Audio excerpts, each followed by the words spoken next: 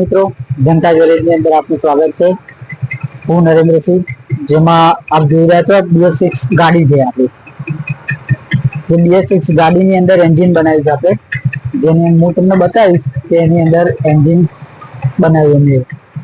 હવે આ બાઇકની અંદર એન્જિન જવાનું એક જ કારણ કે ટાઈમ ટુ ટાઈમ તમે સર્વિસ ના કરાવો। ટાઈમ ટુ ટાઈમ તમે સર્વિસ ના કરાવો એના કારણે આ એન્જિન જવાની સંભાવના રહે છે। BS6 ની અંદર તમે એન્જિન ઓઇલ સારા મોડનું યુઝ નહીં કરો તો એન્જિન જશે। અને ટાઈમ ટુ ટાઈમ સર્વિસ, આ ટાઈમ ટુ ટાઈમ સર્વિસ તમે ના કરાવવાના કારણે એન્જિન જવાની શક્યતાઓ પૂરેપૂરી જ રહેશે। એટલે આપણે આ બતાવીએ છીએ કે જે સારા ક્વોલિટીનું એક ઓઇલ આવે છે એ BS6 માટે ઇસ્ટર, જે સેલ્સોલ કંપનીનું ઓઇલ આવે છે એ સારામાં સારું હોય છે। BS6 માટે ઇસ્ટર 5 જે 5 નંબરના ગ્રુપનું ઓઇલ હોય છે। એટલે મિત્રો તમે યુઝ કરો ઓઇલ તો એ સારી ક્વોલિટીનું હોવું જોઈએ। આ BS6 બાઇક છે ને એ જોયું ને તમે, એનું સાઉન્ડ બી હું સંભળાવી દઉં તમને। બંધ કરો,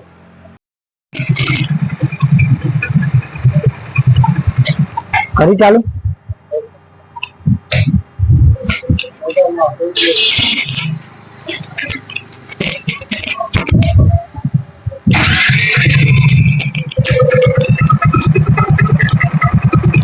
આ એનું સાઉન્ડ છે।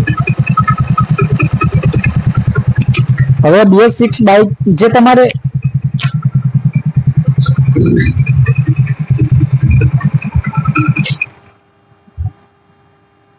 કરીને ચાલુ જ છે ને।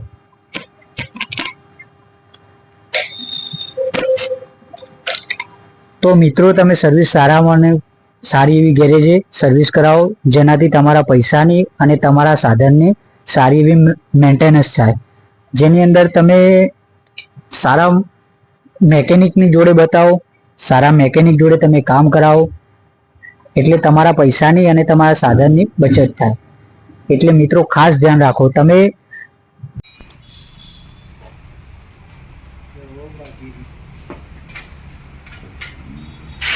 તો મિત્રો જોઈ રહ્યા છો આપણે જે સિલિન્ડર બ્લોક યુઝ કર્યો છે ને એ આપણે ઓરિજિનલ યુઝ કરેલો છે, જે હીરોનો જે BS6 એન્જિનમાં આવે છે।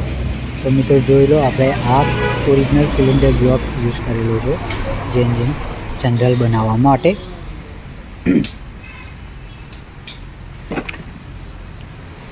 આ જોઈ રહ્યા છો આપ, અહીંયા એન્જિન બનાવ્યું છે। આ એન્જિન બનાવવા પાછળ 8 થી 10 હજારનો ખર્ચો થયો છે। અને આપણા આ બે ભાઈઓ એન્જિનને લગાવીને ટેસ્ટિંગ કરી રહ્યા છે। લગાવી દીધું છે, એને સ્ટાર્ટ કરવાનું ખાલી બાકી છે। તો મિત્રો જુઓ, આપણે આ નારદીપુરની અંદર ગેરેજ છે આપણું, જનતા ગેરેજ।